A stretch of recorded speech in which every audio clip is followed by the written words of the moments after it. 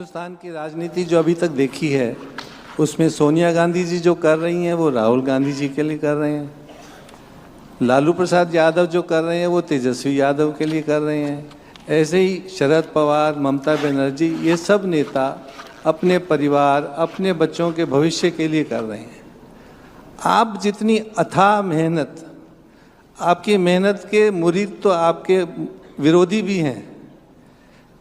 हम सभी आपसे जानना चाहते हैं कि आपके आगे पीछे तो कोई भी नहीं है, फिर आप इतनी मेहनत किसके लिए कर रहे हैं? देखिए, मुझे लगता है कि हर कोई राजनीति में अभी जितने दलों के अपने नाम दिए, ये दल ऐसे हैं जिनमें 3 विशेषताएं कॉमन है ये इंडिया अलायंस में, और उनको जोड़ने का कारण भी है। ये सभी गौर सांप्रदायिक हैं, गौर जातिवादी हैं और गौर परिवारवादी हैं। अब ये हिंदुस्तान में हर किसी के मन में सवाल उठता है, कुछ लोग अलग तरीके की बुद्धि, इतनी एनर्जी लाते कहाँ से, ऐसे पूछते हैं। कुछ लोग कहते हैं इतनी मेहनत काहे कर रहे हो, क्यों मर रहे हो यार, 10 साल हो गए। मुझे एक नेता मिलने आए थे एक बार, बहुत बड़े लीडर, पहली टर्म में मेरे आखिरी 5वां साल था। बोले मोदी जी प्रधानमंत्री बन गए, इससे आगे क्या होता है दुनिया में, इतनी मेहनत क्यों करते हो, ऐसा मुझे कहा था।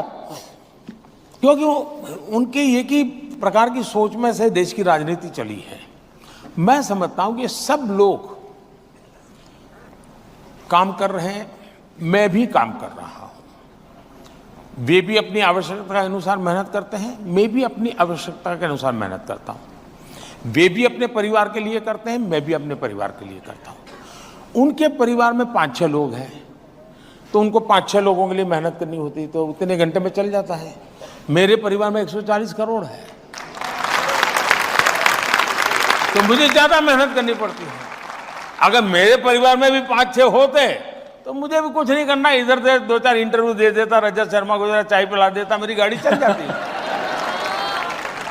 लेकिन मैं 140 करोड़ मेरे परिवारजन के लिए जीता हूं और इसलिए मेहनत भी करता हूं। उनकी जिंदगी, उनके सपने, और मैं कहता हूं आपके सपने, ये मेरा संकल्प है और मेरा पल पल आपके लिए है, मेरा पल पल देश के लिए है। और इसलिए मैं कहता हूं कि 24/7 फॉर 2047। मोदी जी, आपने कहा 2047 तक, तो कह रहे हैं मोदी जी ने बड़ा लंबा प्रोग्राम बना दिया, ये तो कहीं जाने वाली नहीं 47 तक। ऐसा है कि मैं अभी भी मानता हूं कि ईश्वर ने मुझे किसी विशिष्ट काम के लिए भेजा है। परमात्मा ने मेरे लिए किसी पर्पज के लिए भेजा हुआ है, वरना मैं जिस जिंदगी से निकला हूं वहां आने का कोई लॉजिक ही नहीं बैठता जी, कोई रास्ता नहीं जो मुझे यहां ले आए। ईश्वर ने ही इस काम के लिए मुझे कहा है, मुझे भेजा है, और मेरा मार्गदर्शन भी परमात्मा स्वयं कर रहे हैं, मुझे रास्ता भी परमात्मा स्वयं दिखा रहे हैं। परिश्रम का, पुरुषार्थ का, पराक्रम का जो जज्बा है वो भी परमात्मा स्वयं की कृपा से मिलता रहता है, और उसी को लेकर मैं करता हूं। और मुझे पक्का लगता है कि विकसित भारत 2047 तक का टारगेट ये भी ईश्वर ने ही मुझसे करवाया है, और जब तक पूरा नहीं होगा वो मुझे वापस नहीं बुलाएगा। और आज दुनिया में कहीं और जगह नहीं है मेरे लिए, यही है। क्योंकि हिंदुस्तान को दुनिया के लिए भी कुछ करने के लिए, देश का, आप अगर विवेकानंद जी को पढ़ा होगा, श्री अरविंद को पढ़ा होगा, भारत सिर्फ एक देश नहीं है, भारत एक पर्पज को लेकर के देश है जो विश्व कल्याण उसके ही हाथों से होना है। मोदी जी, आपके लिए एक व्यूअर ने 4 लाइनें लिख के भेजी हैं। इन्होंने लिखा है, मैं दिया हूं, मेरी दुश्मनी तो अंधेरों से है, हवाएं खामखा मेरे खिलाफ हैं। मैं दिया हूं, मेरी दुश्मनी अंधेरों से है, हवाएं खामखा मेरे खिलाफ हैं। हवाओं से कह दो आजमा के दिखाएं, बहुत दिए बुझाए हैं, एक दिया जला के दिखाएं। मैं बहुत बहुत आभारी हूं सबका, बहुत धन्यवाद।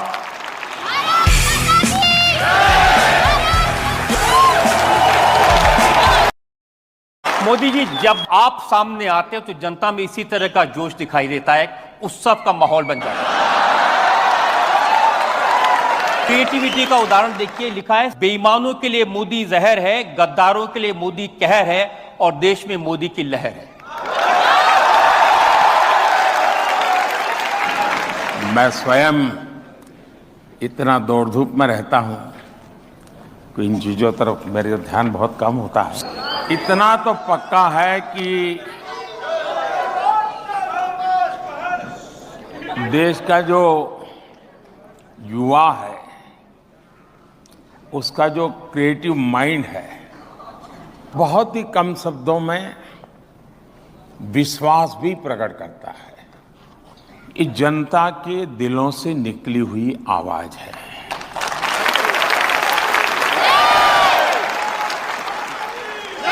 मोदी जी, पहले भी हमने प्रधानमंत्री देखे हैं, पहले भी हमारे प्रधानमंत्री विदेश में गए हैं, लेकिन क्या वजह है कि दुनिया के लीडर जो अपने आप में ताकतवर हैं, जिनको किसी की तारीफ करने की जरूरत नहीं है, ये आपके बारे में इतने प्यार से, इतनी दीवानगी से बोलते हैं, और पुतिन का ये कहना कि मोदी किसी के आगे झुकते नहीं।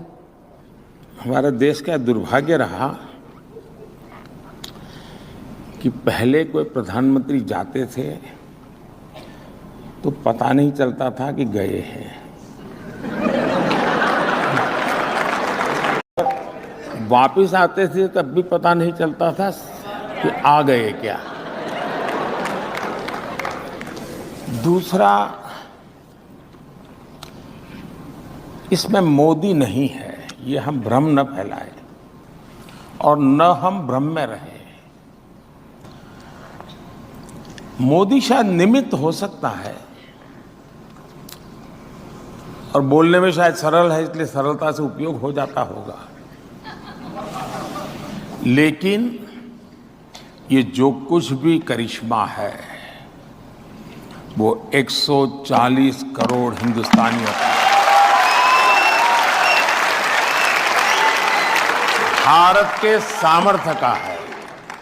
और मोदी ने 2013 में जब चुनाव की तैयारियां चल रही थी, भारतीय जनता पार्टी ने मुझे प्रधानमंत्री उम्मीदवार के रूप में घोषित कर दिया था, तो फिर मुझे लोग उसी रूप में मेरे से हर चीज पूछने लगे, मेरा एनालिसिस करने लगे। तो मेरी एक जो आलोचना होती थी मीडिया में, अगर आप लोग देखेंगे तो, अरे यार ये तो स्टेट में से आ रहा है, इसको न पूरे हिंदुस्तान की समझ है, ये दुनिया को कैसे अपनी बात को करेगा, ये दुनिया में कैसे अपनी बात ले जाएगा, दुनिया के साथ क्या करेगा। फिर जब टीवी मीडिया का दौर शुरू हुआ, चर्चाएं होने लगी, मेरे इंटरव्यू होने लगे, तो घूम फिर के ये सवाल आता था, भाई कि आपको तो कोई अनुभव नहीं है, आप करेंगे क्या विदेश नीति में। अब चुनाव हिंदुस्तान का था, लेकिन सबने, इकोसिस्टम ने फोकस ग्लोबल बना दिया था ताकि मोदी उसी में फंस जाएगा, यहाँ तो अच्छी तरह खेल लेगा। तो मैंने तब एक वाक्य कहा था विदेश नीति के संबंध में, मैंने कहा वो तो देश की एक कंटिन्यूटी होती है, लेकिन जहाँ तक मोदी का सवाल है, अब देश न आंख झुका के बात करेगा, न देश आंख उठा करके बात करेगा, लेकिन ये देश आंख मिलाकर बात करेगा। और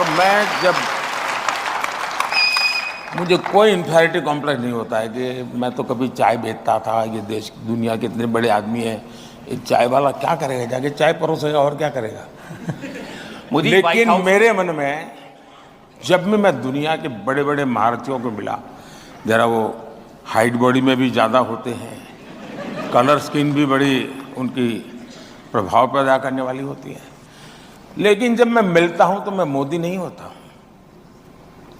जब मैं हाथ मिलाता हूं तब मुझे पता होता है कि 140 करोड़ देशवासी मेरे साथ हैं। और जब मैं 140 के मिजाज में ही चलता हूं तब मुझे दुनिया बहुत छोटी लगती है।